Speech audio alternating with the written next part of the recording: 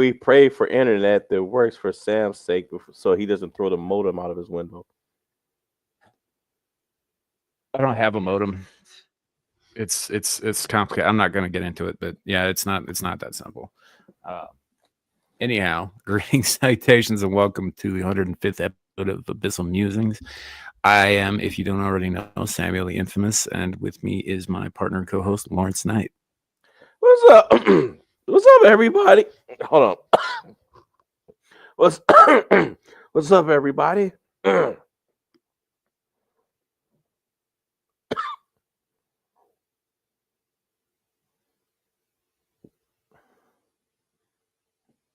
Sam. Oh boy. Okay. So we've lost him again. So I'll do it in his stead. Salutations and greetings, everybody. Welcome to Abyssal Musings, where we hope and pray each week that nothing goes wrong, but as usual, something always goes wrong. Anyway, I am Lawrence Knight, your humble host, and whenever his internet works, my co-host is Samuel the Infamous. And he's gone. He'll be back. In the meantime, I'm not going to waste any time because we're already what, an hour and a half late. So let's go ahead and start with the chat. Now, whoever this guy is, he's always first. Greetings, Mr. Knight. You're always first in my book. Hello, Jacob Gallo. He's second. Aaron gets the bronze. And Carrie, welcome, welcome. Sam, whenever you come back, welcome. Beak, welcome, welcome. Shadow, welcome, of course. Always welcome. Let's see, who else do we have here? Andy Pickle, greetings. Who else? Who am I missing? I said Jacob Gallo. Ah, we have a Zillage. Welcome. Tell you what, it takes a Zillage to run a show like this. And I guess that is it. Well, folks, welcome in. Like I said, I'm going to go ahead and get things started with you guys. So, as you guys know, Halloween's come and gone. And the original plan, before my personal life went into turmoil, the original plan was to do a recap show of sorts last week, and we didn't get to that. We shifted some things up, but what I wanted to do was kind of show a list of bad Halloween costumes, things that people might have tried on or done, and that doesn't seem to be coming around. It hasn't been around on the internet. Looks like people are mostly putting them on YouTube or their TikTok, and so that's going to take a little bit of sorting. Welcome back, Sam. Yeah, we'll see how long it lasts. Yeah. So I'll just tell everybody I've already greeted the chat.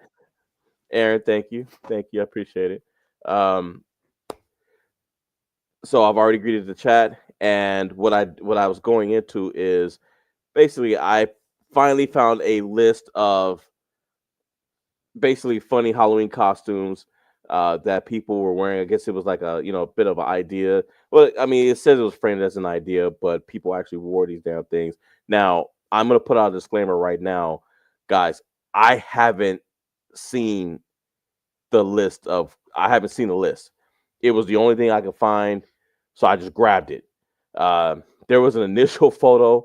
I'm I'm guessing these are the initial photo or two of the ones that you can see, but I'm gonna scroll down just a bit. Uh, just kind of, well, I guess you can't because I'm trying to check it out.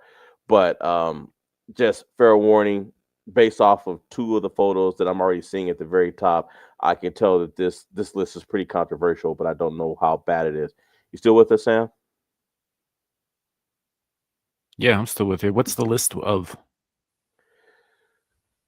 Halloween costume fails. Okay. Right. I think there might be a bit of a delay for us. Alrighty, let's get started. All right. Yeah, I'm gonna hurry up and scroll past that. 30 funny Halloween costume fails that are scary for a whole different reason. So I I don't know what that's supposed to be. That is someone who shit themselves and pissed themselves. I mean, That's what that is. well, let me correct me. I don't know who in their right mind would walk out with that as a Halloween costume. I don't know who in their right mind would do that. Um, oh, and before we go into this further, guys, I almost forgot. Just customary, we always tell you guys what's on the menu for tonight.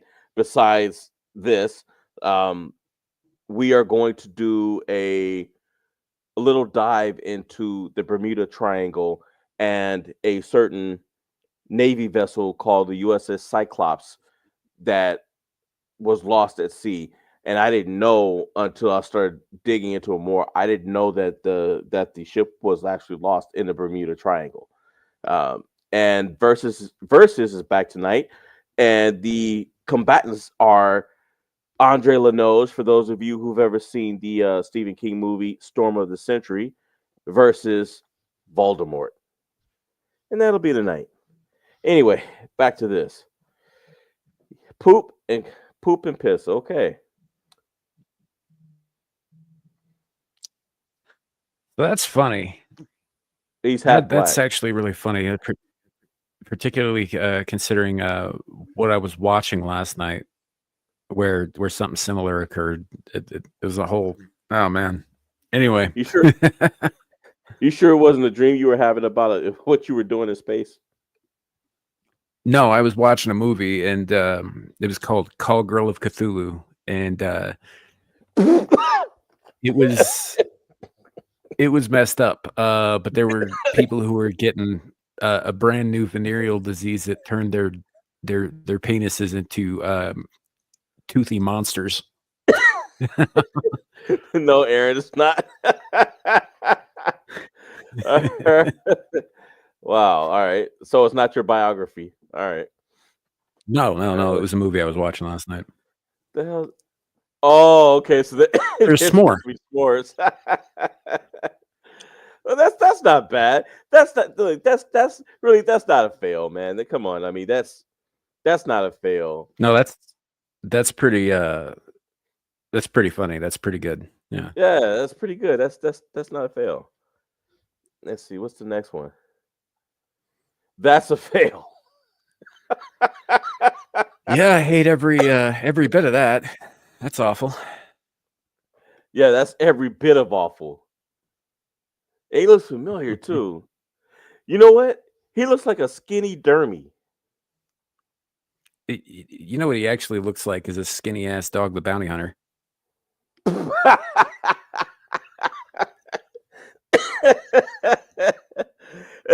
the best part.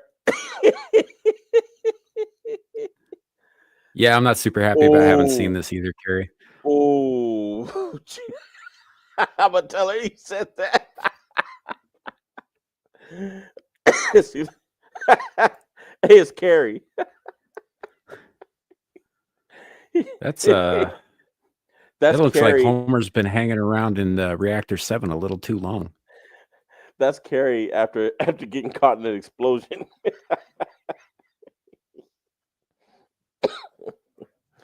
I mean, look at the hair, man. I mean, you could pretty much hang him up in a closet. Yeah. Yeah, I don't like that. It looked like somebody took Homer Simpson and spliced him with that yellow bastard from Sin City. Yeah, it does. Yeah, that's gross. That's disgusting. What the hell? What?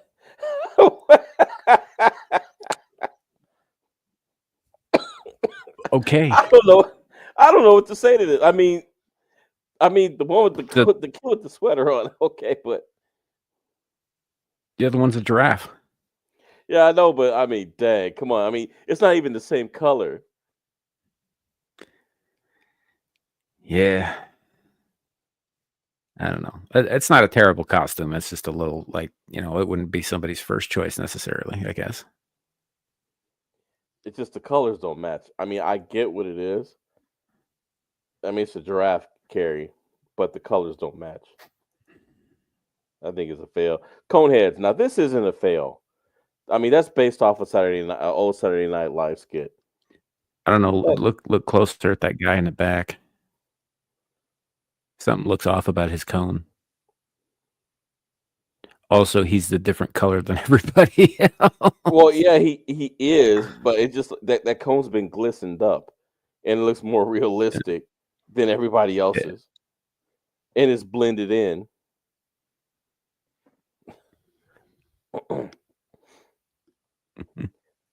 But he definitely stands out. Let's see. Hmm. So, I know what they're going for, but that looks terrible. terrible.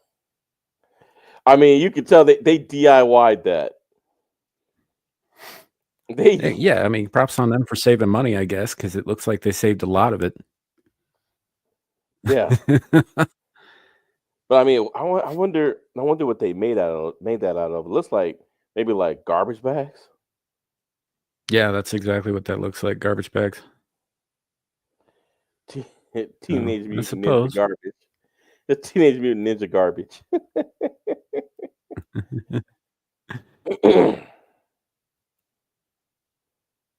That's pretty fucking funny. It's scary. No, this is doubly funny again because of what I was watching last night. So there's a pimp in that movie, and he keeps talking about getting his banana peeled.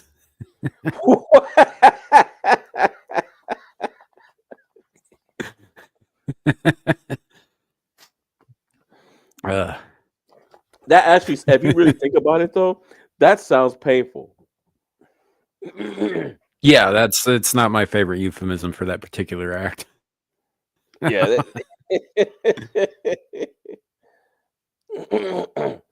I agree. I agree, Aaron. What the heck is he watching? I'm Banana Rick. I was watching a low rent horror comedy that has um, lots of nudity and no modern politics in it whatsoever. What I was watching. So it would be a box office smash today. Oh Lord. I think you should just scroll past this one.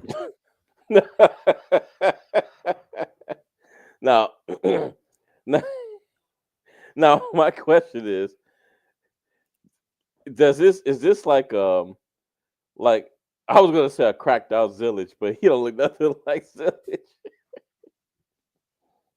Look at that! Good grief! I mean, what was he thinking, man? Was he supposed to be Conan? Yeah, it's like the bastard love child of like Ron Jeremy and Gallagher. Oh, it is too. I don't know what he was thinking. He had to be drunk or high or something. Look at that forehead. It's like a 5 head or a I'm 6 head. I'm not convinced that's a Halloween costume. I think that's something that he wears on the regular. You know, like that dude. You ever see that movie Barbed Wire with Pam Anderson? Remember Oh the yeah, dude that she had to get into his apartment, and he went to the bathroom and came out with that gimp suit on, big old belly yeah. sticking out. Well, I actually used to read some of those comic books. really, it was a comic. Yeah, I it didn't was a know comic for quite a while. Yeah. that. Yeah. Oh. All right. All right. What is she supposed to be? I mean, she's obviously A mummified. bedpan? I, I don't know. Is I she a guess. bedpan? She looks like a bedpan. I mean, It's hard to that. tell. Hey, it's Caucasian Sasquatch.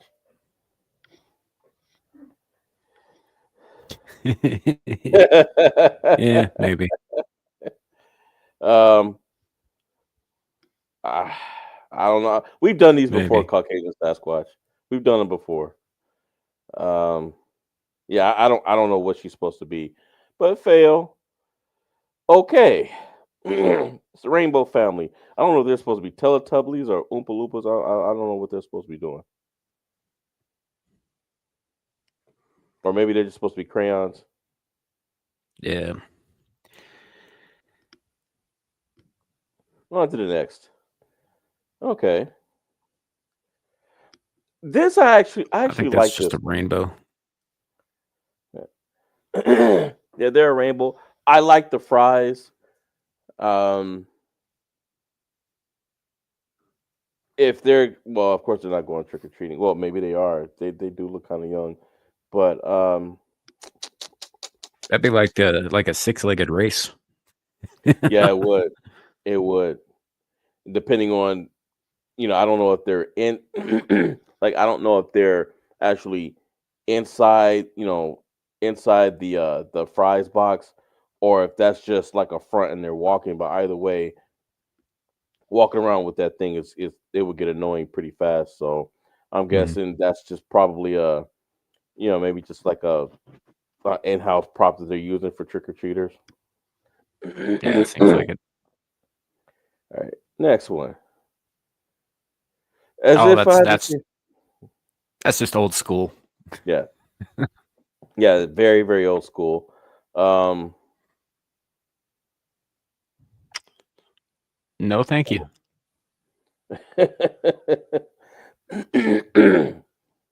Have a seat, That's Sam. that's that's some fetish shit that I'm not into.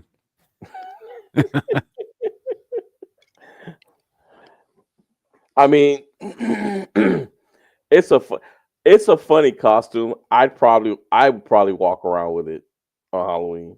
I'd probably walk around with it. All right, let's see the next one. Oh, Sam. It's you when you were little before your tentacles actually set in all the way on your body. That looks like spaghetti and meatballs to me, but okay. Well, I mean, you're not human, so I mean, it's reasonable for me to believe that you have more than two balls. Well, I also don't have anything in common with that flying spaghetti dickhead either. So Are you calling this this is child? more his bailiwick. No, no, no. I'm saying if it's related to any cosmic horror, it's that one. Okay. Didn't know you had enemies out there, but all right. I guess even spatial entities don't get along. Okay. Well, at uh, least she's not used. it's also not original. I think I've seen this before years ago, so it's I not have two, but original. it was Kleenex. It wasn't Tampax. I've seen Tampax before. Oh boy, Hi, Lou. right on time. Oh man. Yes, yes. Okay. Oh, that's fucking dark. I love it. Wow. You get I that mean, little they said lobster in a pot. they're having broiled lobster tonight.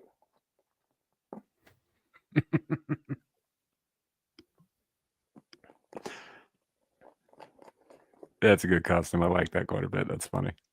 Yeah, that baby knew what was going on. He's like, "Hey, you better get me up out of here." Oh hell no! Holy total recall. Quaid, start Great. the reactor. That's That's actually exactly. pretty good. What was that guy's name? Quato. Watto, yeah. Quay. Get Yep. Luke Paisley to watch this. Open your That's shirt pretty strap, boy. that's actually a pretty clever costume. That's pretty I don't know what to say about that. It looks like he got too hungry, and his baby was like, "Help!" Shoot. Alrighty. Oh wow. Okay. Sexy Osama costume. Ah, la, la, la, la, la, la. Includes Bin Laden nose and beard combo. Oh man. Now, isn't that a contradiction? How you have a Yeah, child where I wouldn't have put a kid in that one. But at least it's not sexy Osama. but there's so many layers to this. Like if I put that on my son and we walked around, people would take that as me basically making a statement of save yourself, don't let this be you. Yeah. Yeah. That's exactly what it is. Exactly what it is. Imagine explaining that to your 8-year-old while you put that thing on him. Dad, what's a Trojan? Don't worry, kid, you'll find out. just just just just remember this moment when the time comes. Make sure it's not open before you use it. Oh, he sure did Yeah. need a pin through the condom.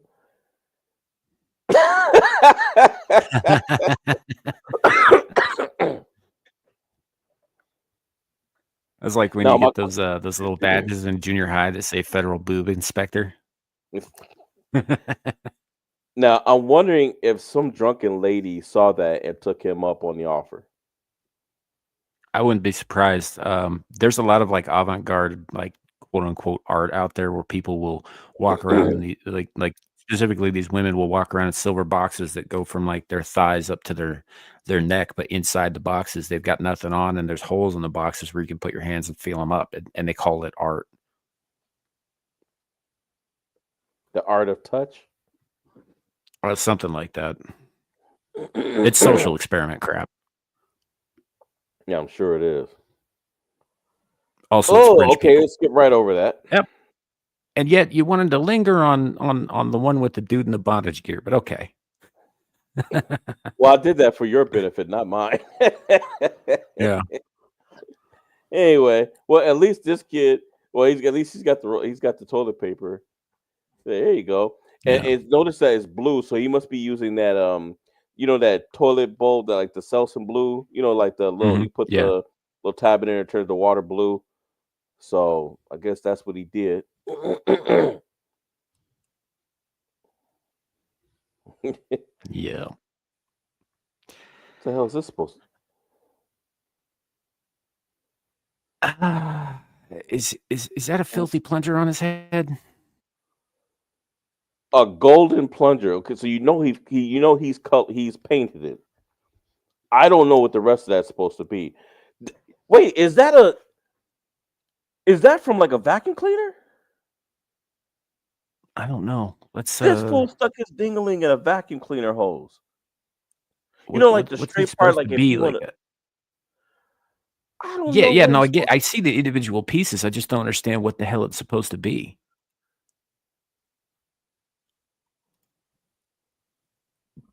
That makes no sense.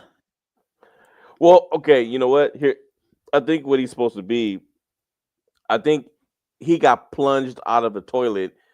The brown is supposed to be poop dripping out from underneath the plunger, and I guess what's swinging between his leg is supposed to be the poop. Actually, I figured it out. He's a stripper pole. Then what's with all the? Oh, okay. Yeah, the Yeah. the paint part, that's just to complete the image of the pole. Yeah, you're right. Okay.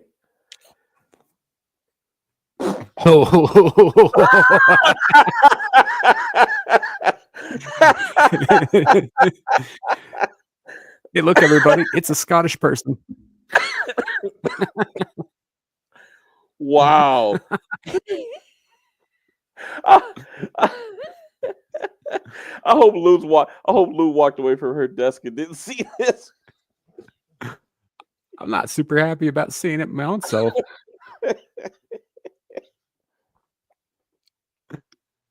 Oh my lord. That's terrible. Yeah, yo, chat. Even So Aaron said you it's guys, terrible. yeah, you guys know why Scotsmen like to do this to sheep at the edge of the cliffs in the Highlands, right? It's because they push back. Okay. Nothing.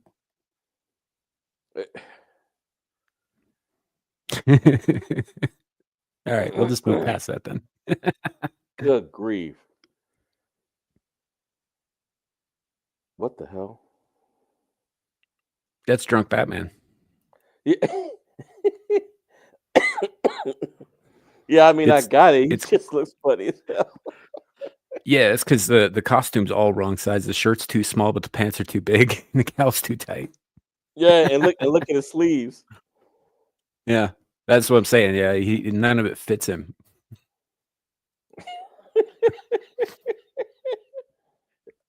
Team Batman.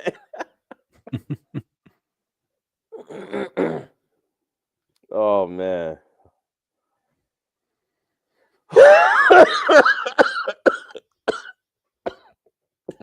Well, I hate that.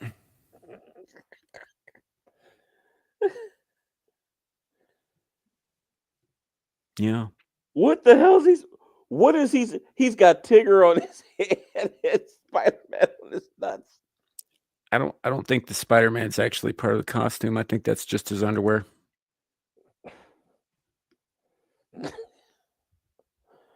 He's Tigger. He wants to bounce and bounce and bounce and bounce. Don't say that. I don't need any visuals floating through my head. What in the seventh ring? I think this goes to the ninth ring of hell, Luke Castley, because it has betrayed mine eyes. This has all the rings on it. It's gotten the rings and then it went into stripes.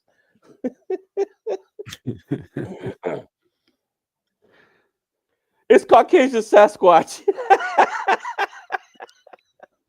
He didn't even need the top part of that costume. Look at that dude.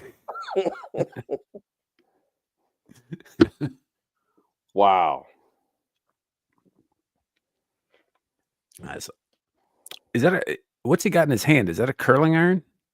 I think. Wait, is something plugged into that? I think that is a curling iron. Oh, that's funny.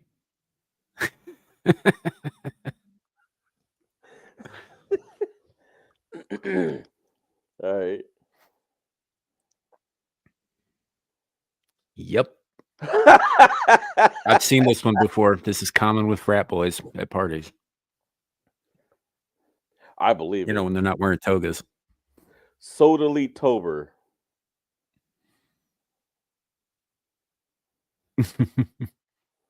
Wow.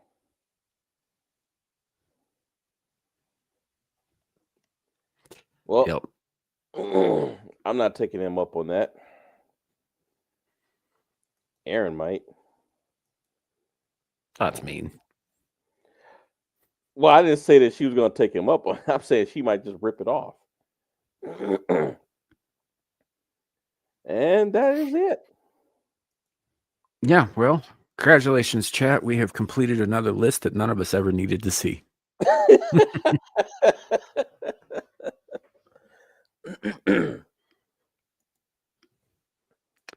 So, yeah. Now I gotta go scrub my eyes now. Make sure you use the brush with the steel bristles on it. Wool. Oh, I'm gonna get me some steel wool and really get in there. Don't even use steel wool. Just use steel, just like needles. But in any case, well, I'm gonna push us along. I'm actually gonna help you out. So for those of you, we all know what the Bermuda Triangle is, but I wanted to pull out a good intro for each part of this segment. Let's hit it. Have you ever wondered why the Bermuda Triangle remains one of the world's biggest mysteries? For decades, this infamous stretch of water between Florida, Bermuda, and Puerto Rico has been the subject of countless stories about ships and planes that vanished without a trace. Although there Okay, that looks like Clue. Yeah, a little bit. Kind of looks like Seal too, with the shadow over the left eye. Yeah, but there's no scar. Actually, yeah, he does look like Seal. But in any event, let it go back. Though there are many theories about the causes of these disappearances, no one can say for sure what really happened to all those people and vessels. Some believe that the Bermuda Triangle is home to supernatural forces, including alien abductions and sea monsters. Others argue that the area is cursed, haunted by the ghosts of sailors who died in violent storms centuries ago. That wasn't no dead sailor. That was Satan. Perhaps the most plausible explanation, however, is that the Bermuda Triangle's unusual weather patterns and strong currents make it a dangerous place to navigate, leading to accidents and mishaps. Despite the fact that many of the reported incidents in the Bermuda Triangle can be explained by natural phenomena, the mystery persists. This leads to the question, have you ever wondered?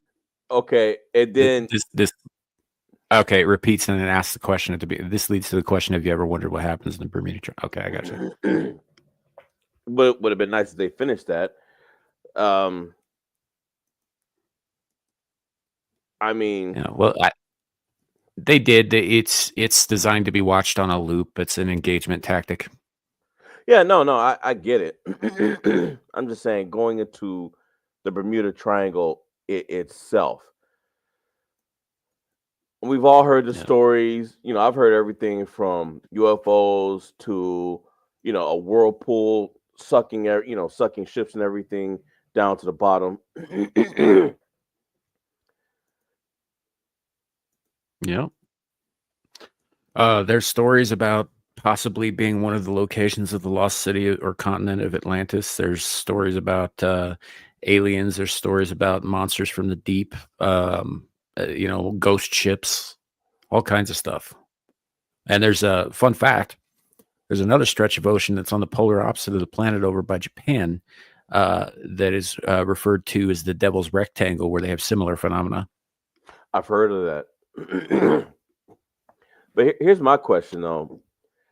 Of all these ships, and see, this is one of the reasons why I don't know about you, but I've never gone on a cruise. And I think we've talked about this at length several times in the past, and I can't say it enough. Every time I think about going on a cruise, something happens to a ship. This has been going on for 15 years. You're just not meant to be on a boat, dude. You know what? And I'm the last time I thought about getting on a boat, those people were stuck during COVID, and I was getting ready to make. I was literally getting ready to. My wife and I had discussed it, and we were like, we could leave our son with our relatives, and we'll go on a 3-day cruise. Boom, COVID hits. You see all those people stuck on the boat. I know so many people that have gone several times, and nothing happened to them. Every time one of my sisters, every time she goes, she gets sick. She catches something from somebody.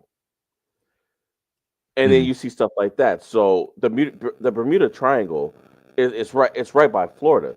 So my question is, if you are on a cruise line like Royal Caribbean, for example, I'm wondering if they avoid the triangle or if they go through it and just take their chances. You know what I mean?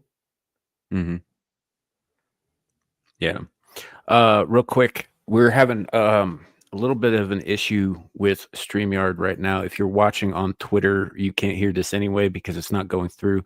Apparently, this is a thing that's been happening with StreamYard lately. There was an issue on another panel I was on earlier this week where we got booted off of YouTube randomly by StreamYard. If something like that happens on the Rumble side, we'll do our best to, get it up and running again. But yeah, there's something going on with the software. Apparently we're down on Twix right now. So Hmm. Anywho, sorry about that. I needed to let people know if you're No, watching elsewhere. please. Yeah, let them know. Yeah, that's you know, I mean, you would think that StreamYard would get a lot of this nonsense fixed by now. Mhm. I don't get it. Same issues with them. But anyway, what is the Bermuda Triangle? See, this is what I'm talking about. You look at the map. I mean, think about all of the cruise lines that they leave out of Florida. Mhm. So, I mean, it's literally right there. So I'm wondering what do they do? Do they go the opposite way and go down towards South America and go around it?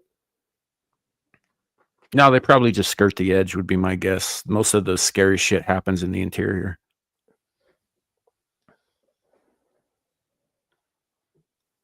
Mm. and poor Puerto Rico. I mean, it's right there.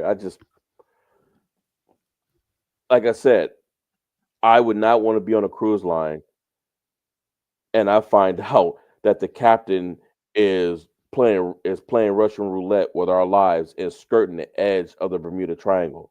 Because I mean, let's Mhm. look. Mother Nature's going to have its way.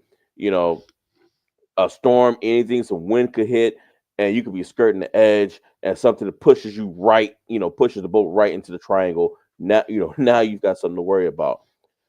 God Yeah. forbid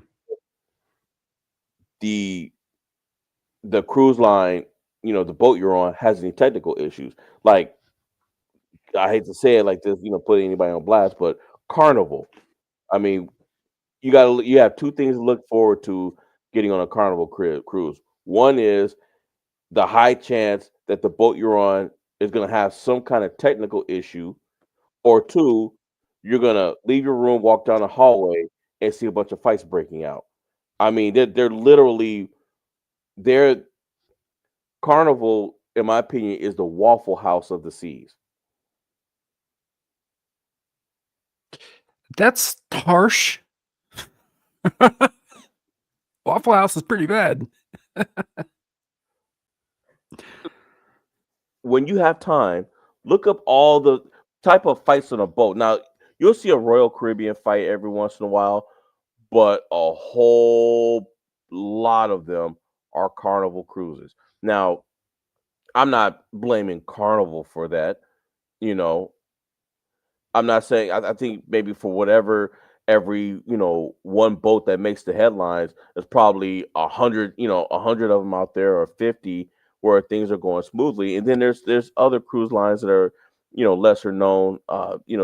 Things happen with them too, but it just seems like maybe because maybe Carnival is just affordable to the point that it's just attracting the wrong type of people. I don't know, but Carnival changed my mind real quick, and Royal Caribbean did to a bit, for a bit too, because when when things happen that I saw, when things happen on a Royal Caribbean cruise, it's somebody went overboard and went missing, or somebody was deleted on the boat by someone else, and in some cases, the deleter was not was not caught.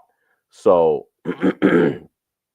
um, but yeah, I definitely I've taken that as, yeah, I'm not getting on a boat. But anyway, so as we said, the Bermuda Triangle. So it stretches between Miami, San Juan, Puerto Rico, and the island of Bermuda. Wow, that's major. Miami, huh? Hmm. Okay, so if you are watching on Twix, I did manage to get that fixed. It looks like it is up and running again. So Yay. So let's see. So the Bermuda Triangle has been the site of a number of high-profile and still mysterious naval and aviation disappearances, but that those disasters are the result of anything sinister as opposed to the logical conjunction of environment and statistics is extremely doubtful. Look, Hi, Amir. I think something's going on in that triangle, and you know what? I'll even go back to say what I was saying earlier. With Carnival getting into these fights and stuff, maybe they're cutting into the edge of the triangle, and then just all hell just breaks loose. I don't know. I have no Could idea. be. Could be. Welcome to the show, Amir. Hi, Amir.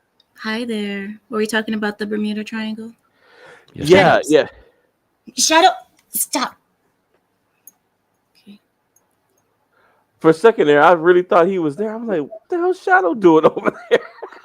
Well, stop. Stop. Shadow the White Rabbit. He's chained to the radiator. He's changing it. Oh, she's heating him up nicely, getting it ready for the pot. Oh, stop. So what are you guys talking about? Well, I came across I was watching this believe it or not, I was watching the Weather Channel yesterday while I was in the hotel room, and they were talking about this boat called the USS Cyclops.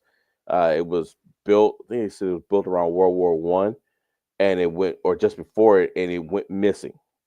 And it was never found. Well, the boat went missing inside the Bermuda Triangle. So what I wanted to do was kind of, show a little bit of the Bermuda Triangle and see here, because it says it stretches between Miami, San Juan, Puerto Rico, and the island of Bermuda. And as you came in, and heard my rant, I was talking about, how I am about getting on a boat and going on a cruise. Every time I think about going on one, something happens. So that's kind of, where my thought was. It was like, well, a lot of cruises, they leave out of Miami. So, are they, as Sam right, are they skirting the edge, or are they, you know, praying and going straight through the Bermuda Triangle? Well, they go during certain times, but the Bermuda Triangle is being crossed quite often.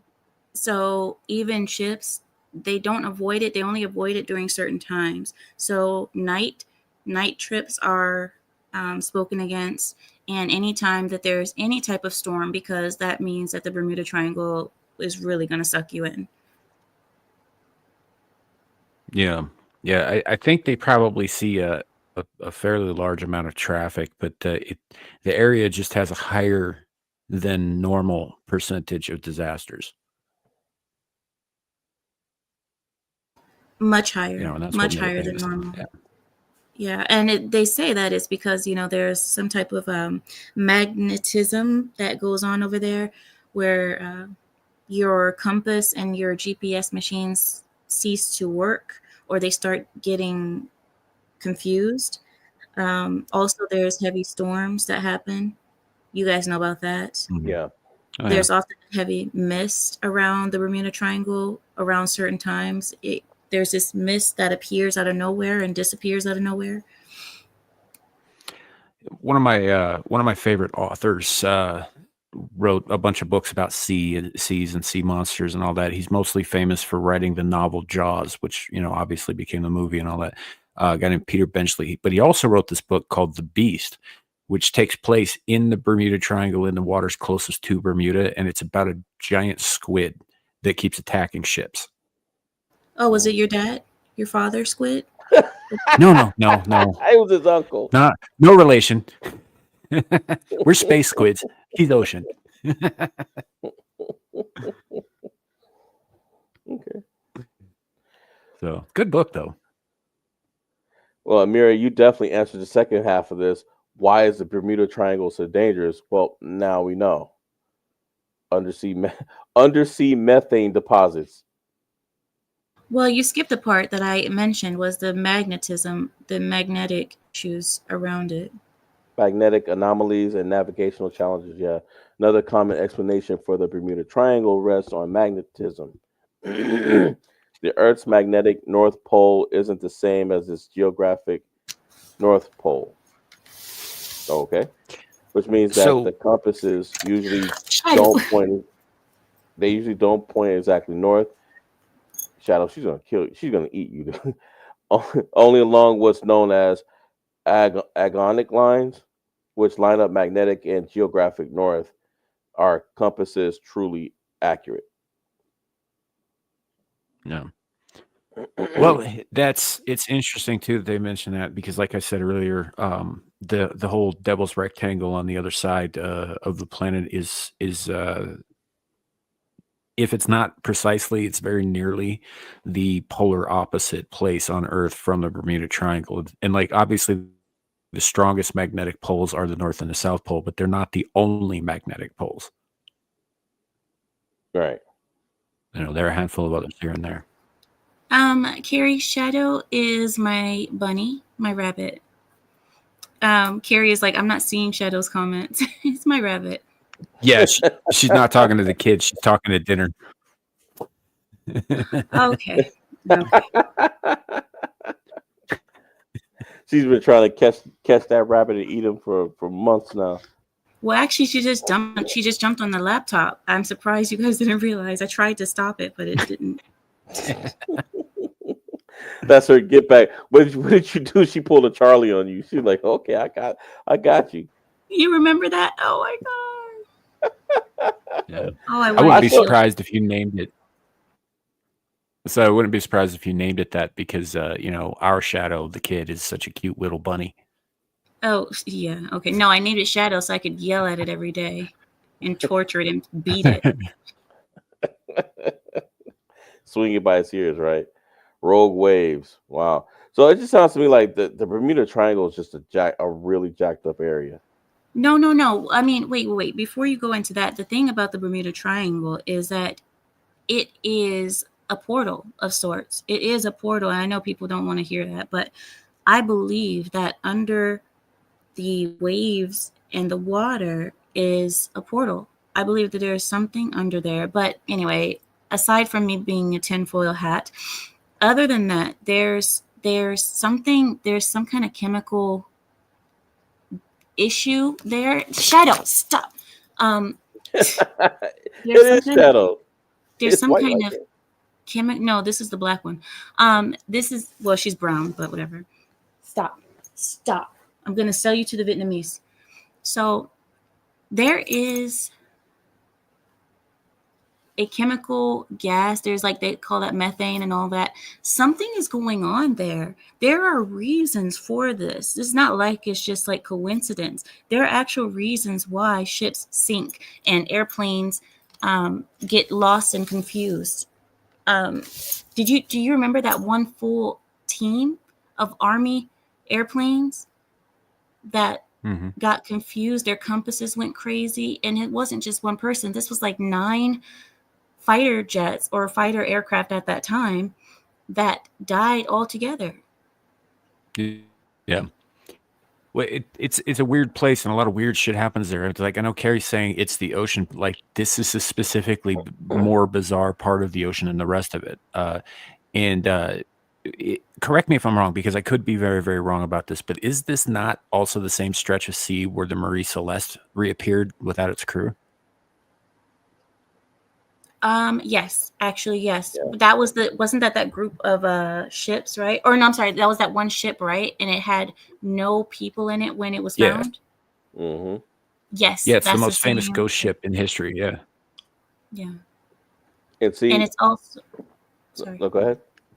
It's also the place where that famous, there was another person who flew through the Bermuda Triangle. They're determined to prove that the Bermuda Triangle would not confuse him. Now, the funny thing is, this person ended up dying because they tried to prove the Bermuda Triangle wrong. But there are many people who go through the Bermuda Triangle with no problem. As long as you're not trying to conquer it or prove it wrong, it doesn't bother you. But when you have people who go out on a mission to prove it wrong, you see that many people don't come back. Yeah. That's kind of like going into like, are you guys familiar with the story of Arachne from Greek mythology? Yeah. So she was his chick who claimed to be for those who don't know in the chat, I'm sure Carrie knows. She was this chick who was a weaver. right? She had a loom, and she was like the greatest weaver on earth. So great that her head swelled, and she got full of herself, and she claimed that she was even more accomplished and a better weaver than the goddess Athena herself. Right. So Athena hears about this, obviously, and she comes down. She's like, okay, put your money where your mouth is, prove it, all that. And they had a little contest. And as it turns out, she wasn't quite up to the goddess's level. And as punishment for her arrogance, she was transformed into the first spider, where she could do nothing but weave webs all day for eternity. Oh, Yep. that makes sense. Which is also where we get the term for spiders and their kin, arachnids, named after Arachne. That's why I was. Yeah, when you said arachne, I was like, "Wait, are you talking about spiders?" Yeah. So that's what this sounds like to me. Is like, she would have been fine if she had just kept doing her thing and not bragged that she was better than the goddess who invented the craft. Well, Carrie is saying that Mary Celeste was North Atlantic, not Southern Atlantic. Yeah, like I said, Carrie, I'm not 100% certain about it myself. That's why I was saying, correct me if I'm wrong, because it very well could be. But I do know that there has been some stuff about ghost ships in the Bermuda Triangle. I just wasn't sure if this was one of those stories or if that happened elsewhere. No, I still believe that ship was, because there has been a story about a ship showing up without its crew as well from the Bermuda Triangle. So whether it was the Mary Celeste or whether it was another name, there have been ships that have shown up like that. Well, I'm going to say this because I know I've read about various happenings and things. I agree with you, Amira. Something's going on over there. Something's going on in that part of the ocean.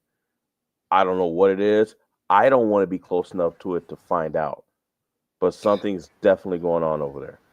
My thing is, we know that area more than anywhere, anybody who lives in Puerto Rico or in Bermuda, on the Bermuda Island, you know that there are many storms that come around there. There's many quick changes in pressure, in barometric pressure. Mm-hmm. I'm sorry, help me guys, because the words. No, you're fine. You got okay, so barometric pressure changes very rapidly in that region, and those changes cause strange things to happen. Now, why is it that it's always people? Well, I guess a better question is, why is it only in that triangular area? Why is it not spread out all along the Atlantic, even up the coast, up north, up the northern Atlantic and further? Yeah, well, it is I think interesting. that's the hurricane area, isn't it? It's part of it. Yeah, that hurricanes tend to go right through there. And doesn't the hurricanes normally pick up right around when it hits the Bermuda Triangle? Then the hurricane picks up, like really ratchets up. Yeah, that's where they gain their strength, right around that area, and close and like right when they hit land. Yeah, that's I think generally it, because like right about there, they're also you got to keep in mind they're also hitting the coast of Cuba, Dominican Republic, and Haiti and Florida all at once, and it's that increases the damage of the storm, at least for a time. So, because hurricanes are, like you guys know, they're very, very large storms. They cover many, many, many, sometimes hundreds of miles.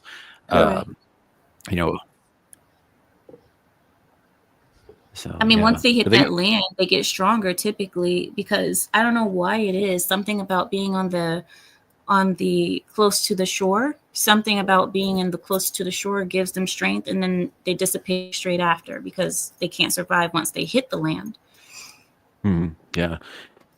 Which is interesting too, because like you get tornadoes out there too. They're called water spouts because they end up sucking up a ton of water and they look like they're made of water. But they're usually nowhere near the level of the kind of things we see in Tornado Alley, like your F2s, F3s, F4s, and 5s. But if they do manage to hit land, they don't usually last, very long. But if they do manage to hit land, they tend to increase in strength very rapidly as well, at least for the short time that they're active. That's right. So, what made you guys start talking about this topic? They're curious. Well, yeah, curiosity. Well, in fact, I'm actually gonna boot that up now.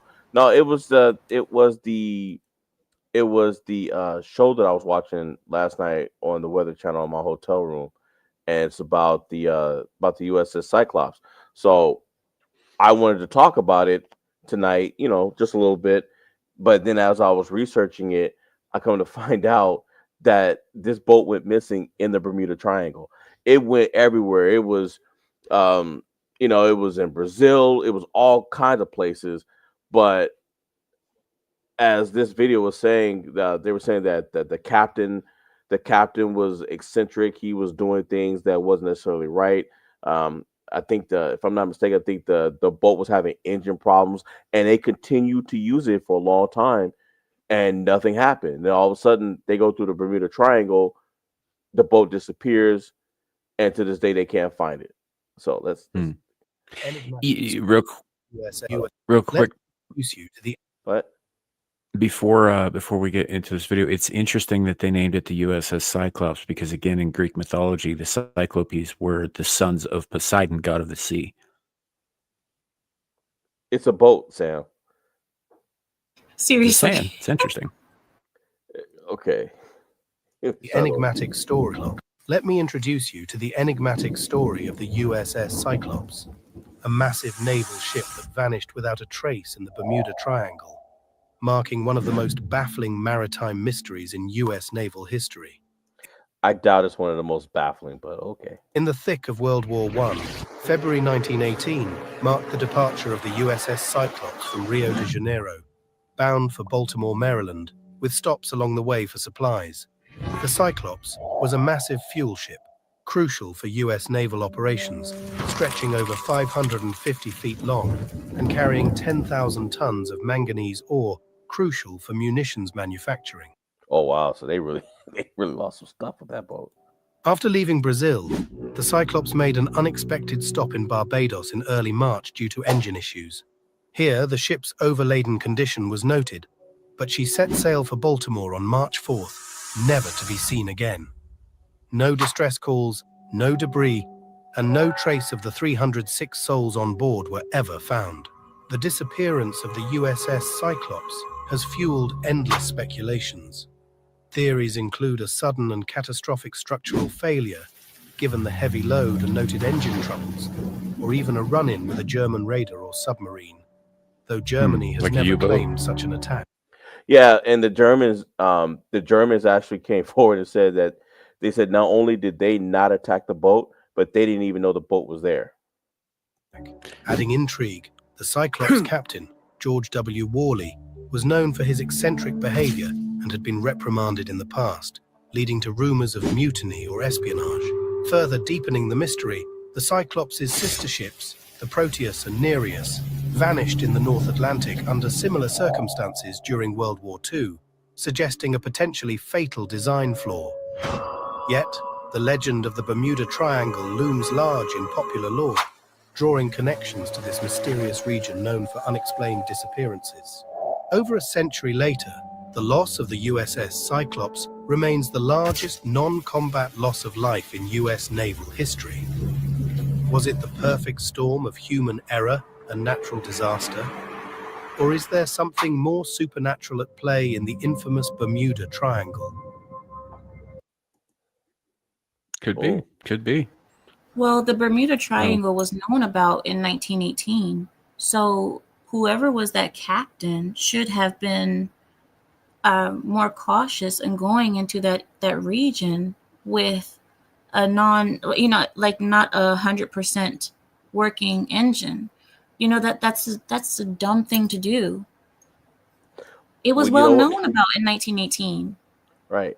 And you know what? Honestly, I'll dare say this: it was dumb of the Navy to have that man in charge of that boat in the type of mission they was running. If he had eccentric behavior and had been reprimanded, why would you put him in charge of that type of mission? They're carrying stuff, materials for munitions and everything during a world war. Why would you put him in charge of that? Yeah, I don't know. Man, That's the interesting. He might comment have been in section. a position though.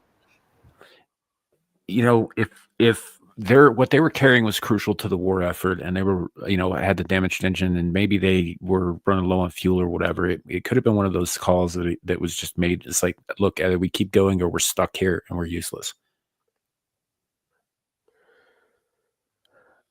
I Well, guess. I mean, unless they they ended up were getting stuck somewhere else. Well, that's true, but that probably wouldn't have been. I don't know.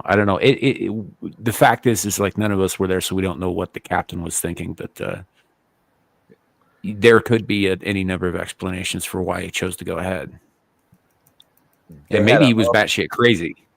they had an unplanned stop due to engine issues. Contact whoever you have to contact and get a ship to come over there and fix the engine or do whatever you need to do. They've got personnel on the boat that's supposed to be able to fix the engine.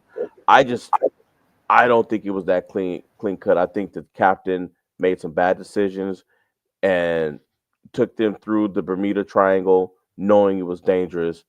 It's basically he's a General Custer of the seas. Hmm. Now No.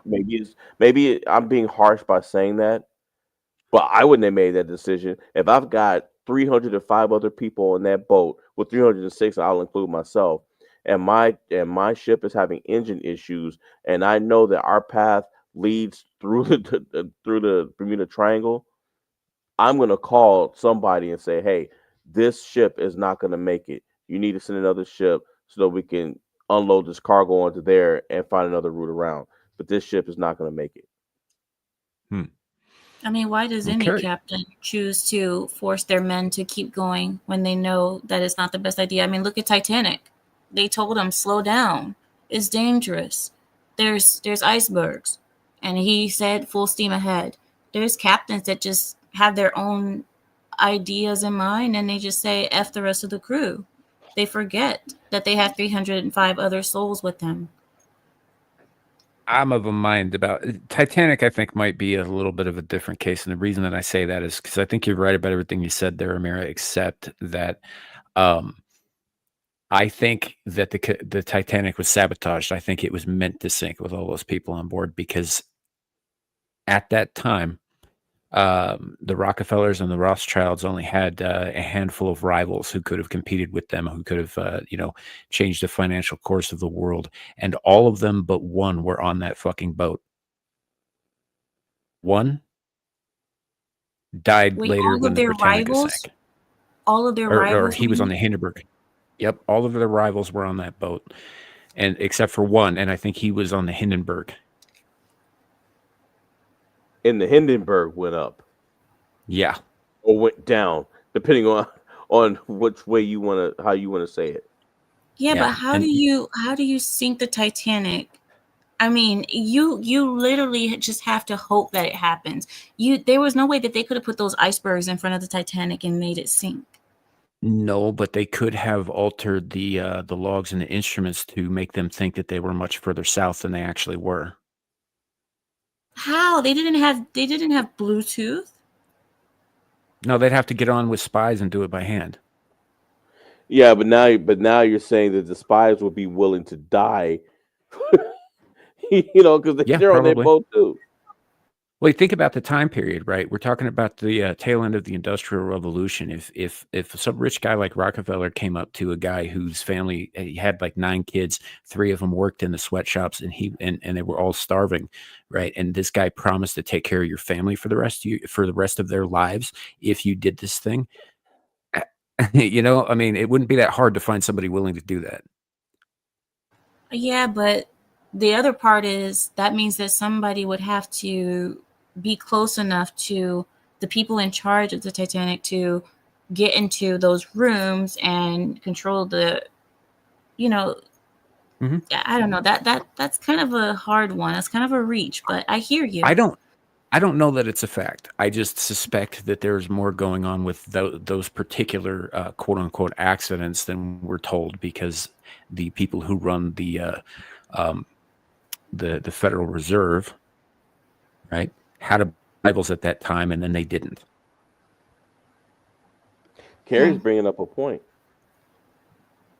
No, Titanic knew where she was. In fact, Captain Smith had specific warnings about the icebergs well before she set sail.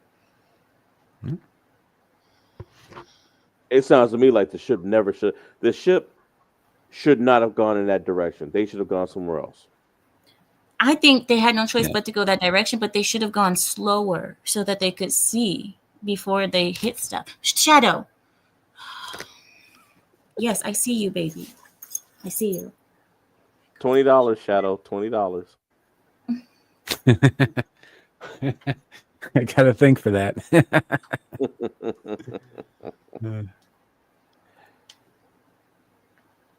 I cannot say Sam is wrong about the sabotage because, in part, I know he's correct.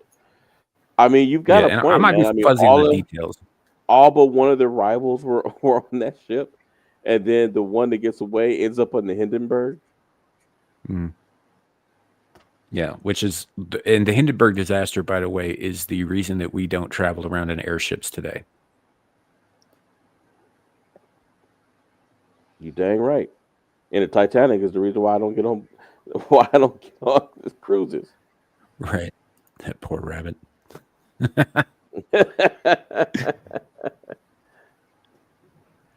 she's giving that rabbit her merciless love. Yeah. Well, I mean, she kept jumping up here. Now she's going to get it. She's gonna love you to death, Shadow. Hey, Psycho. I want the rabbit of my very own, and I will hug him and love him and squeeze him. Call him George. And pay him $20. I'm sorry about that, chat. I know you all know that I hate John Steinbeck, so I'm gonna retract that little impression. It's alive. It's very it's Suka. Oh man. Her face, look at her. But yeah, I just it's a shame about the USA Cyclops because I know I want to say it was World War II. There was another ship that disappeared, but I think it was actually shot by a German U-boat. No, Sam, didn't we discuss that where like it got hit and it was sinking, but some sailors survived and the sharks got them? Oh, you're talking about the USS Indianapolis, which we didn't know about till they declassified it because its mission was secret. There was no rescue coming for them. They were the ones who delivered the atomic bombs to the airfields in Iwo Jima or wherever the hell they launched from. In exchange, they got an up close and personal meeting with Bruce the Shark and his family. There were, from what I understand, it was a fairly large crewed ship. I think they had like 1,100 crew members, and of the 1,100 who went into the water, 800 of them never left it. A lot of them died of hypothermia and exposure, but a lot of them were picked off by sharks. They actually don't know how many sharks showed up to that particular feeding frenzy, but they estimate it was several hundred. Good grief. Well, that Yeah, was it's a very buffet dark, line. nasty little story. Yeah. Wait, And so sharks what was that called again? What was that ship called? The USS Indianapolis. Indianapolis. One at a time. Indianapolis. Yep. Mm-hmm. Okay. Yeah, Carrie. But after 2 weeks, it's an after 2 interesting weeks- story. after 2 weeks, they just did it. They did it just to say that, oh, well, we made an effort. Here, 2 weeks. You know, nobody's gonna survive to see that long. My thing. Well, Go ahead. I was waiting for you to finish your sentence. Your thinking is, Sharks can smell blood from miles away. For that many to show up, those guys must have been bleeding in that water. Well, I mean, no crap, lady. oh yeah, quite a few of them were. From what I understand, the skipper of that boat did survive and he faced a court martial after that because of the lives lost, and he ended up after after he was drummed out of the military, essentially, he ended up taking his own life because he couldn't live with the guilt. But during his court martial, the captain of the I think it was a Japanese sub, actually, not that torpedoed them, and the captain of the sub showed up at his court martial and testified on his behalf. He's like, no, he did everything like he was supposed to do, and we did everything like we were supposed to do. It was war, and tried to explain how honorably he considered the skipper of the Indianapolis and all that. But it didn't help at the court martial, from what I understand. I think they should've, did it to cover up the fact that it was a secret mission. It's kind of like being a spy. It's like, we're gonna send you, but if you get caught or something happens, we're gonna disavow all knowledge and pretty much everything is your fault. I think that's what they did to him. Mhm. Yeah.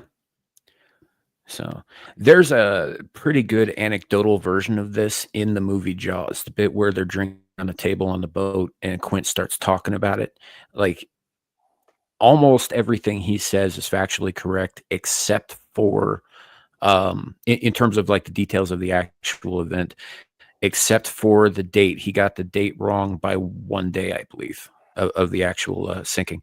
And but it's also one of the most chilling speeches in cinematic history, where he talks about what it's like to be floating next to your friend, and then he bobs and he's upended and he's only half there because the sharks have bitten him off at the waist, and watching the eyes of the sharks roll from black to white while they feed. It's great. I love that movie. While their eyes roll from black to white. So what? Are they having an orgasm while they're eating? I'm sorry. No, what? Eyes are- when sharks attack, when they bite, yeah, when a shark rolls over its eyes to protect it from prey fighting back. So they have black eyes generally, but this film that covers their eyes is whitish, so it looks like their eyes roll back into their heads. They don't actually. Oh, so it's just a protective film. So if they get poked in the eye or something, Yeah. it's supposed to protect their eyes. Essentially. Yeah, So it's an essentially. eyelid. But what it looks like, It's an kind eyelid. of, yeah. It only comes out when they feed. What? So, but It only yeah. comes But when when they do, yeah, when it bites down on prey, that's the only time that you'll ever see that happen, and that's why it looks. The guy said, he's like, how did that line go? Black eyes like a doll's eyes, and then those black eyes roll over white, and you hear that terrible high pitched screaming. Anyway, it is fucking. If you haven't seen Jaws, and you all should have, go watch it. It's awesome.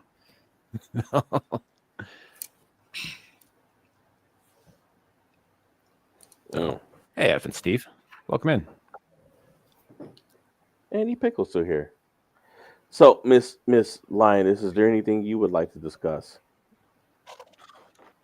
before we head out? Well, I mean, since you asked, I mean, I think this is a great time for us to talk about a certain type of F word that I No. loved. What? You asked me. I mean, or we could just talk about certain J words. No. I thought that's what you were. I thought that's where you were headed. I was like, no. I mean, what do you want from me? Your bank account.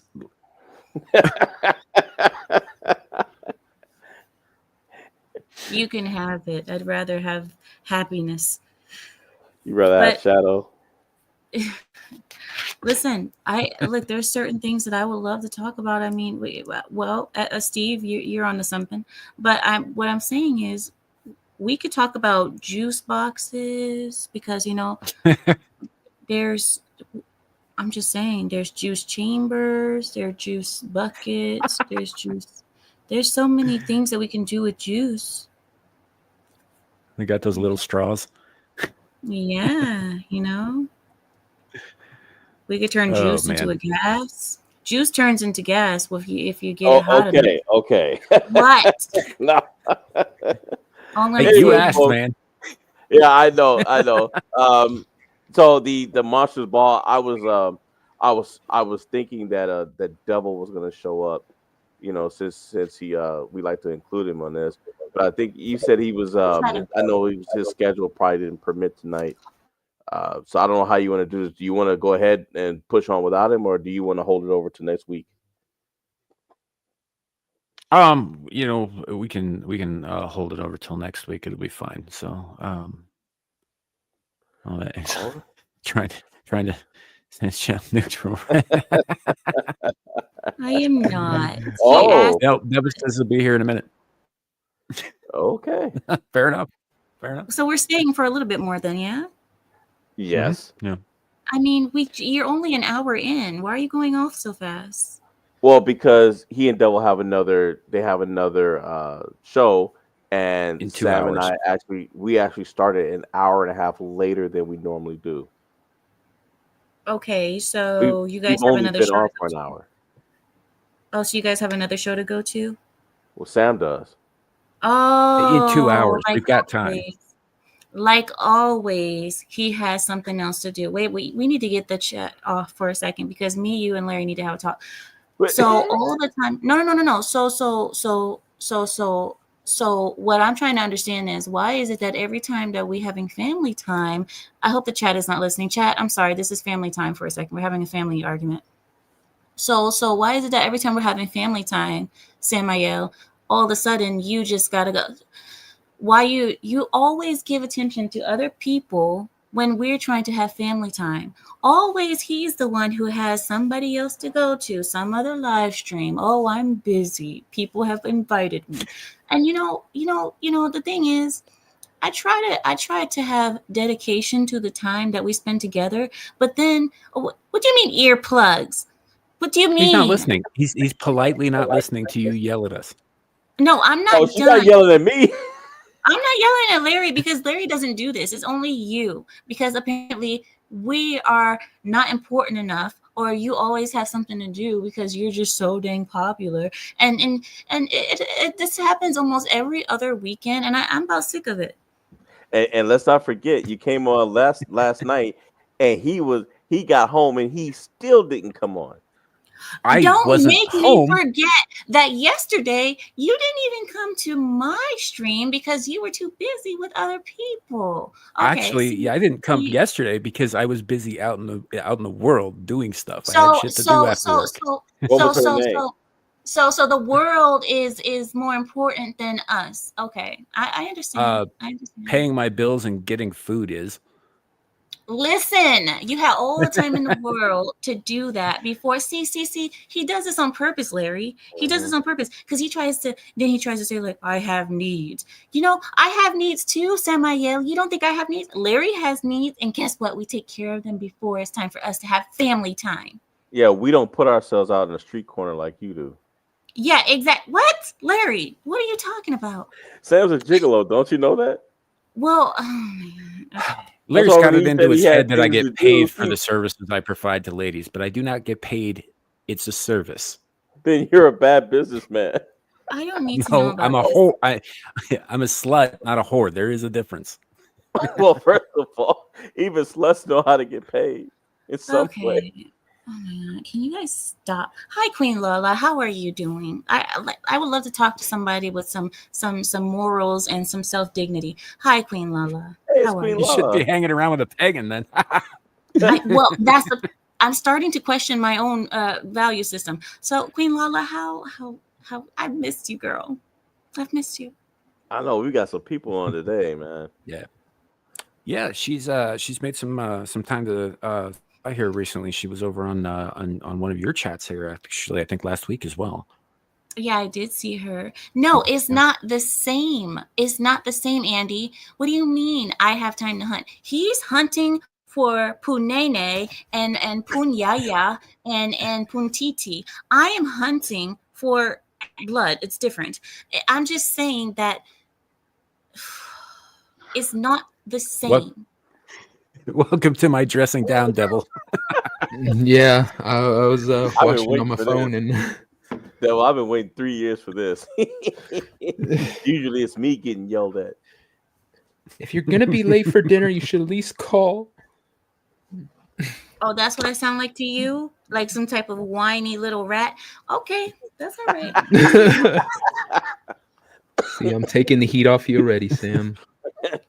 Don't help him. He ditched her last night. He ditched her last night to sell himself for $20 in Sure a bottle of what was it Red Stripe. You can't even get Red Stripe in Wyoming. What are you talking about? Not $20. You have it imported in. I really can't. That'd be smuggling. It's very frowned upon. It's an American product. You can probably order it. It on might be an Amazon. American product. So let me explain something to you guys about how the Wyoming Liquor Commission works. It is a bullshit organization, but they control all of the liquor traffic and all of the alcohol traffic through Wyoming. And there are only 100 products allowed at any given time to be sold within the borders of Wyoming. So if you want to bring something like Red Stripe in, something else has to be removed from that list. It's currently not on the list. Shadow, you poop on my bed and I sell you to the Korean neighbors. I promise you. I know you hear me talking to you. Deuces, Shadow, deuces. Oh, I'm not muted. Oh my gosh, sorry guys. I thought I was muted. No, you're not. Fine. You're fine. So, I was looking for a chat from freaking Shadowhawk saying I'm gonna poop on your bed. I was like, I'm all like, what? I didn't see it. Well, Shadow was no, on. Amber Heard. No, please, Amber Heard. Shadow Heard. Oh, I gotta do something with that. Yeah, he's gonna be our little Amber Heard. We're moving on from Brie Larson and now we're going Amber Heard direction. No. Shadow Heard. I got some ideas. Oh boy. Okay, so Devil. So we are going to close out the segment with. We're going to close out the show with Monsters Ball. Tonight's battle is Andre Lenoge. I'm sure you've seen Stephen King's Storm of the Century. Mm-hmm. So Andre Lenoge versus Voldemort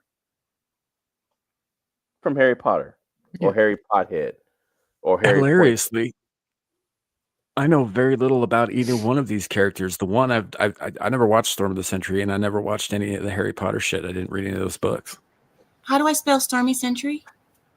Storm of the Century. Okay, I'll look for him. I'll see what his powers are. Andre Lenoge.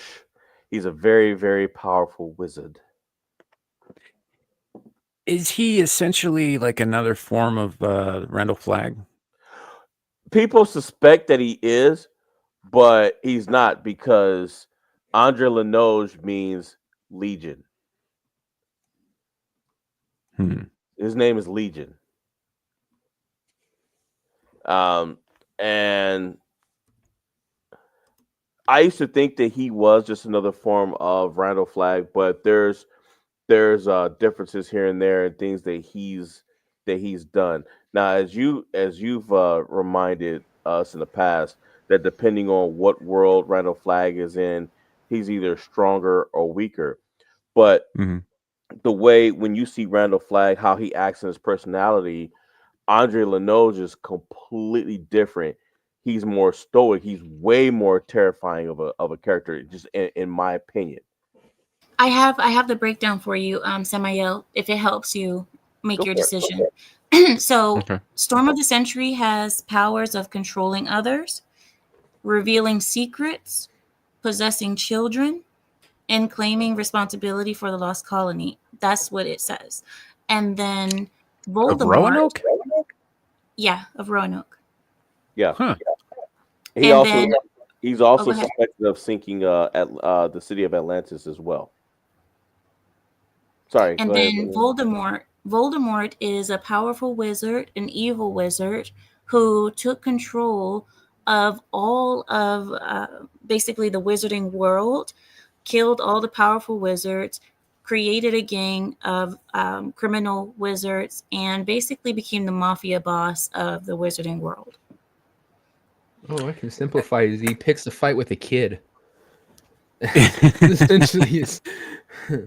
And loses. You know, yeah, but he's not technically a kid because he's half him, because his powers transferred into Harry when they had when he tried to kill him. His powers transferred into him. So he's not just a kid. He's actually his rival. So But he did kill a bunch of other very powerful wizards in his own world, right? Yes, he Okay, did. so right off the Not bat, I alone though. gotta give the edge He had to a large Voldemort. thing of wizards that helped him. Yeah, well, right off the bat, I gotta give the edge to Voldemort because he's already a wizard killer. Yeah, he's the leader of the gang. He's basically a mafia leader.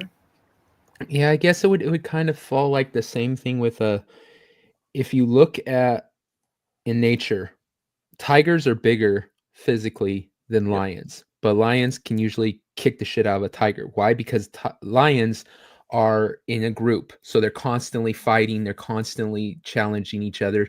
Tigers are very on their own.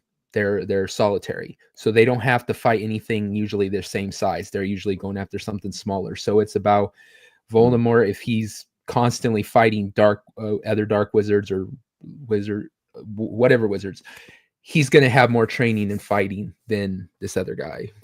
So. Well, I partly agree and disagree a little bit. Tigers have been matched up against lions several times, and more often than not, the tiger won. But I also believe that comes down to the tiger.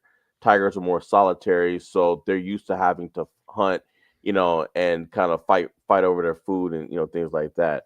But I do agree with you. A lion is very capable of beating a tiger. I think it just came down to those tigers in particular, if that makes any sense. Voldemort is, like you said, he's used to wizarding, dueling, and fighting other wizards and doing all those things. There's no record of Andre Lenoge having to do any of that, other than him, terrorizing ordinary people, and you know, he has a power. He has the power of he can go into people. He excuse me, I'm tripping over my words. He has the power of mind control, so he can control people. He even said it in Storm of the Century. He was like, "If you don't give me what I want, I will make you guys march 2 by 2 and jump off the damn cliff into the ocean." Well, with Voldemort also was one of the most powerful wizards because he was taking the powers of the wizards that he would kill too. So he would take their wand, and somehow by fighting them, his wand would somehow take some of the best powers that wizard had. So he became stronger in fighting his opponents. And just like who said this in the chat? I think it was Andy. Yeah, Andy Pickle said Voldemort had lost 7/8 of his soul when Harry had defeated him. So he was almost dead when Harry defeated him. That means that little boy, Harry Potter, had taken the strength of a powerful wizard in the body of a child. And then Voldemort had to regain his strength through killing other wizards and building himself back up again, leading up to their final battle, in which he still lost against Harry. So I'm curious about something because oftentimes, like wizards, sorcerers, and necromancers will have something like this in fiction. Do either one of them have like a phylactery type of thing? Phylactery? Yes. Yeah, it's like a Voldemort piece of themselves that they lock away so they can't be totally destroyed. Yeah, Yes. Yeah, Harry was one of them. Horcruxes, right? Isn't that what it's called? Horcruxes? Horcruxes, yeah, and Harry Yeah. was one of them.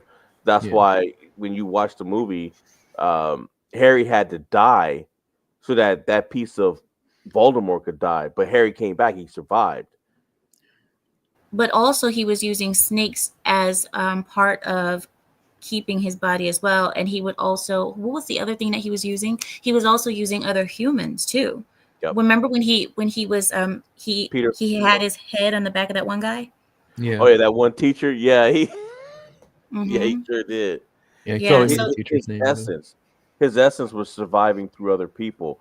Yep. Um, He was a parasite, essentially. right.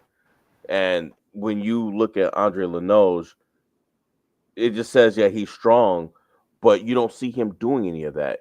You don't see how this man lasts in a fight. He's very powerful, but at the same time, Voldemort could do the very same thing that he could do because Voldemort can also look into people's minds.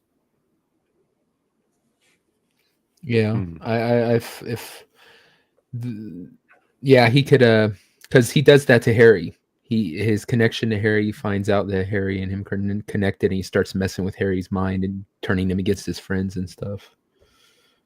That's right. So he does have equal, I would say almost equal powers, except Voldemort does seem a little bit more powerful because of his gangsterness, I guess you could say. But for a while, Yeah, he was a that's little kind weaker. of where I'm going. It sounds like Voldemort has more experience fighting other magicians, right? He has a piece of himself tucked away so that he can't be totally destroyed, right? He's absorbed the powers of other powerful, magicians. I don't know too much about this other guy, but if he doesn't have like stuff like that, like it's not really going to matter how powerful he is, especially if this Voldemort guy like sneaks up on him or whatever, and say he lets him think he's dead or whatever, but he can't die because peace is sealed away, kind of thing. So it sounds to me like Voldemort has the edge here. Yeah, and this list, this is a list of 20. This is just 20 of the abilities that Voldemort can use. So Dumbledore, which is a good wizard, he leads the school that Harry goes to until he dies. But he had a rope of fire that he pretty much, he slung it at Voldemort. And Voldemort turned it into a giant snake to use as a weapon for him. He can look into your mind. Yeah, I told you he uses snakes quite often. Yep. And he can speak to snakes. Can he smell? With that nose, With that nose, I don't know. master of curses. He knows how to curse people. Yeah, he did. He knew it off the top of his head. He didn't even have to really use books anymore. He was just Yeah, and he was naturally just good at mastering all types of magic. So I mean, you look at this curse magic. He's good at that. He can create his own spells. I mean, Oh, I he didn't can, know he could do that. yeah, yeah. There's other wizards that you see do that, like Snape. He does it in the Half Blood Prince. I remember he creates one of the spells that Harry uses. But I yeah. thought that was only poisons that he was doing. But oh yeah, he could also fly. I forgot he could fly. So that's another one, Samael. He could fly too. And so Just could evaporate or whatever. Andre Lenoche can fly too. when The- he took one of them kids and he flew off with him.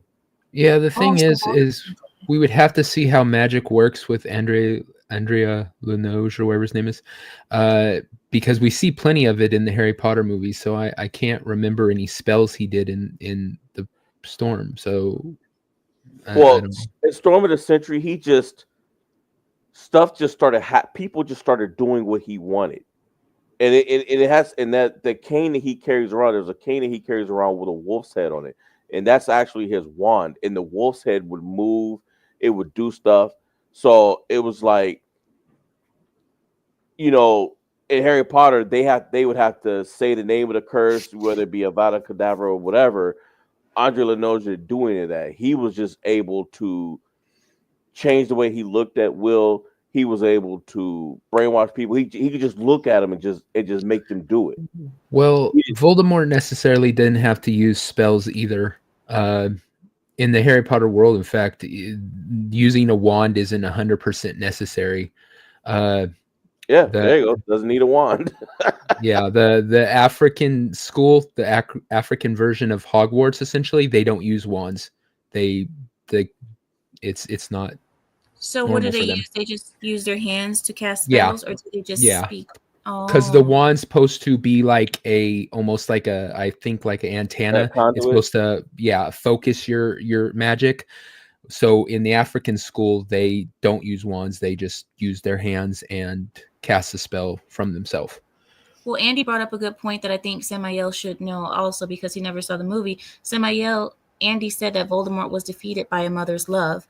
So that's one thing that was kind of a big deal because it was talking about how love can defeat his magic because he was all about hate. He was all about grievances and evil, so that when he was confronted with anything love or pure, it would hurt him because he couldn't handle being around that because he was so grievous. That's how you can tell Harry Potter was written by a woman. Well, Oh God. yeah, and the other thing too is what they mean by mother's love is he was when Harry was an infant. Voldemort tried to kill him with the Avada Kedavra spell. His mother jumped in front of him and took the blast full on. She took it like point blank, and somehow the blast it, it ricocheted, and a part of Voldemort's soul went into Harry. So like it ricocheted off of her, hit him, but somehow her love shielded him from dying, and a piece of Voldemort's soul got sucked into Harry. I think that he kills the mother, then he goes to hit Harry, and her sacrifice, her dying, was the thing that locked the spell in on Harry that made him immune. That Voldemort couldn't kill him. So when Voldemort then went over and tried to hit Harry, that's when it ricocheted back. That's why he has the scar. That's where it hit, Right. and it ricocheted back and killed Voldemort. So it So wasn't his Samuel, mom. it's not really saying like the woman hugging you and embracing you. It's not so Right. soft like that. It's a I was metaphor. just making a bad joke. Well, here's the other thing too. Voldemort is highly resistant to mind control. That's not good for Andre Lenoge because that's his main source of attack. That's how he likes to get to people. And also, he doesn't use Horcruxes to store his soul. He's actually dying. And he even says it in the movie. He says, I need a successor because I'm dying. That won't happen for hundreds or thousands of years. But he was already old. His true form is an old man with long hair. But he said, I need somebody. I need one of the kids. I need somebody to continue my work. And so that's why he was terrorizing that town, because he wanted one of the kids. He wanted one of them to give up the kids. And he filled a bag with a bunch of white stones and like one black stone. And whoever pulled, I want to say whoever pulled the black stone, that was the one that lost their kid. Racisms.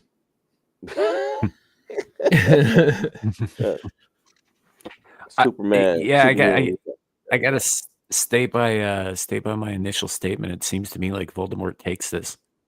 Yeah, that's what I'd say. He could breathe in space. Implant fake memories. Wow. Okay. Control over lost souls. Yeah, I don't think Andre Lenoge can do that. He can hear his name anywhere. Yeah, I don't think.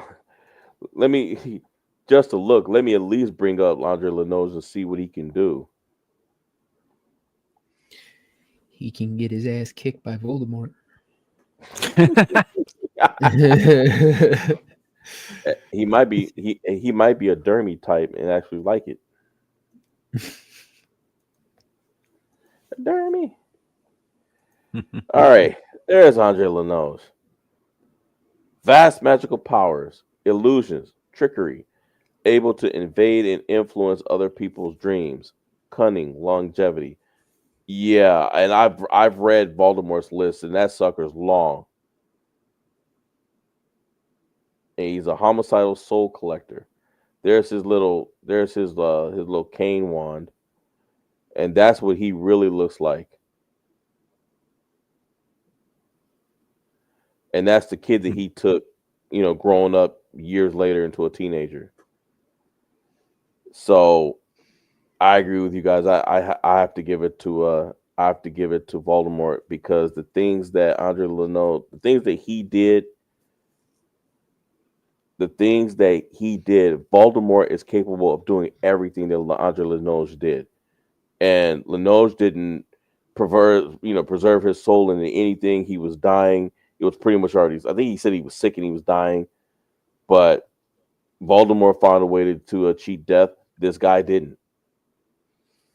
Yeah. And all you really see him doing is scaring the hell out of people and threatening to, control their minds and, and make them do what he wants. And he can transform himself. So, Andre Lenoge. What is Lenoge? What it means legion. But I mean, in what language? Because it sounds a little French. So if that's the I case, think it's an anagram. Yeah, it's an anagram for legion. Okay, so this is okay.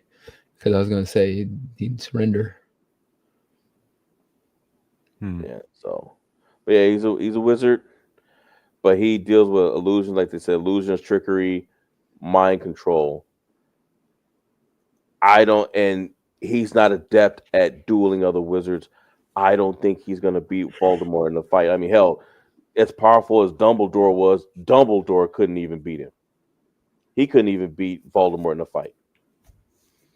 I mean, it was like what, a stalemate, you know? Yeah. So, it kind of sounds to me like a better match for Linoge might have been like Nyx from Lord of Illusions, who I think is probably a little bit more on his level. Well, I mean, Except we he can add cheated Nyx death to the too, list. so there's that. Well, we can add Nyx to the list. I mean, I've never heard of him, so Yeah, he was a cult leader / wizard who cheated death, but also exerted extreme mind control and had like telekinesis and shit. And yeah, seeing that, it remind me of that, and also the main antagonist from Poltergeist 2, and then I gotta add Devil's character from The Devil's Advocate, Al Pacino. I gotta add Devil on there. yeah, But yeah, no, I'm in agreement. I'm in agreement with you guys. Really, Voldemort takes this one. no, that's fair. Yeah, it just seems kind of obvious, given just from what you guys have described to me. I have no intention of reading either of these books or watching these movies, but this is probably not enough titties in either one of them. You'd like Story of the Century. It's dark and it's dreary, and it's a bit, you would like it. And I also say this too. Yeah, Harry Potter's the chosen one and everything, but the only reason why he beat Voldemort is because the wand that Voldemort was using, it was the Elder Wand. It's a very powerful wand, but it was Dumbledore's, and he literally grave robbed Dumbledore's grave and stole the wand. You can only get that wand by beating the wizard that owns it in a duel. So when he used it against Harry, the wand didn't belong to him. It belonged to somebody else who had disarmed Dumbledore a few nights prior. The wand wouldn't be exceptional for Voldemort. The reason, but it still was a wand, and he still controlled, was able to use it. The reason Harry beat him was because he took it. It's kind of like the saying, "Don't put all your eggs in one basket." He did the exact opposite. He split himself up so many ways that once they took all those Horcruxes out, it took away a lot of his exceptionalism and his power, and that's why Harry he was undone by his own kind of fault.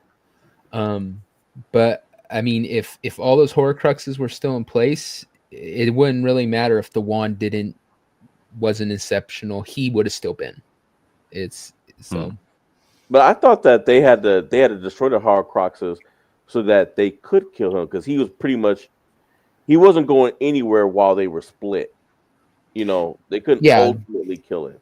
No, because essentially it's like you're breaking, from what I remember, when you make a Horcrux, you're splitting yourself off. You're taking a part of yourself. So as they killed every Horcrux, as they destroyed each Horcrux, they were killing a part of him and making him weaker. So yeah, without the Horcruxes, it wasn't just that he wouldn't be able to come back. It was that he was being weakened, and you could see it like every time they would destroy a Horcrux, he would start to almost fall over. He would diminish. Yeah. It was he essentially took him, instead of keeping himself as one piece, he broke himself into those pieces, so it was made it easier for them to destroy him, because once they started taking out those pieces that were not him, it weakened him. But when he destroys the shield that's covering the castle, and you see the wand crack, that's when he realizes that he doesn't really own the wand, but he's still able to use it. So it's like I said, if he was still at full strength, him and Harry, even with that wand, he would have probably beat him. But at least that's how I see it. Somebody, Nuka asked, what is the purpose of making a Horcrux? A Horcrux is so that you can stay alive longer and you can't be killed easily. Meaning there's many other forms of you that keep you essentially alive. So that, let's say you can kill this body of Amira, but I put part of my body in Shadow. So you have to go find Shadow and kill her too. But then you didn't know I also kept another part of myself in my husband. So now you got to go kill him too. It just makes you harder to kill. Yeah, think of a Horcrux as a backup drive. Yeah, seriously. Well, Like the cloud. that does it for this program. You guys want to plug anything? To start with you, Devil. Sure. We'll be over on the pub here in an hour and a half. Check out the new show when it finally comes out. Make Me a Sandwich with Iron Oxide, Professor Savage Dad. We're looking for a couple more people to be permanents, but Make you a sandwich. Who are you talking to? all women's. I'm like, who are you talking to? Maybe Amira could guest star. No, you do have to pay her $500, for appearance fee. No, for this I'll do it cheaper than that because I like this kind of topic. $498. 99 cents. Okay. Amira, do you want to push anything or are you fine? Like what? Your channel? No. Like your channel. No. Okay. We'll do it. Folks, It's fine. like and subscribe to A Lioness Perspective. Nah, just kidding. Well, I guess I'll go to me because Sam does the outro. Guys, you can catch me here next week with my co-host Sammy the Infamous. You can also catch me in the chat tomorrow on the world famous Exile Lioness 2 channel. Yeah. All right, Sam. Reach beach. That's right. Yeah. So that brings it, I guess, to me. I am Sammy the Infamous. You can find me here on my channel. You can also find me on Amir's channel, Exiled Lioness 2, whenever she goes live. Here in about an hour and a half, like Devil, I will be over on his channel, Beelzebub for Beelzebub. And on Monday, I will be on Adam the Renaissance Nerd's channel for Mellow Mondays. Other than that, we've got Abyssal Musings coming up next Friday. We've got Screaming Into the Void tomorrow afternoon. And we'll just see what happens from there. So. Because you're not going to be on my channel because I guess you're going to be busy Appreciate you with guys. other people. Wait, Sam, you're That being was rude. the second thing I said. No, it wasn't. No, it wasn't. I didn't hear. All I heard was Sunday we're going to do this, and then tomorrow you'll see me on what is it? Not Abyssal Musing. I don't know what the other one is. And then, but you forgot about me. See, Yeah. Larry and Devil, he does this to make us feel insignificant. He does, and he blames does it on on Devil. He's gonna say Devil made him do it. Devil, you're gonna start to know. Like you just watch. You keep your eye out on this one. This one is going to make you feel insignificant, huh? You treat him nicely, he's gonna start treating you bad, and he's gonna start telling you that he has better things to do than be with you. Sam, what have you done for me lately? Exactly. What have you done for Devil lately? He'll do plenty for apparently. $20. And a 6-pack. Bring in some red stripe. So once again, chat, I am a sloot, not a hooer. I don't get paid. Apparently. Well, folks, I guess Anyhow, thank all of you for being here and sitting with us through the madness. Yeah. It is what it is. Thank you all for coming. Appreciate all you guys. Thanks everybody on the panel. You don't care. Okay, we're just gonna go now. It could be worse. Could be raining flame covers. Have a great night, everybody. Yeah.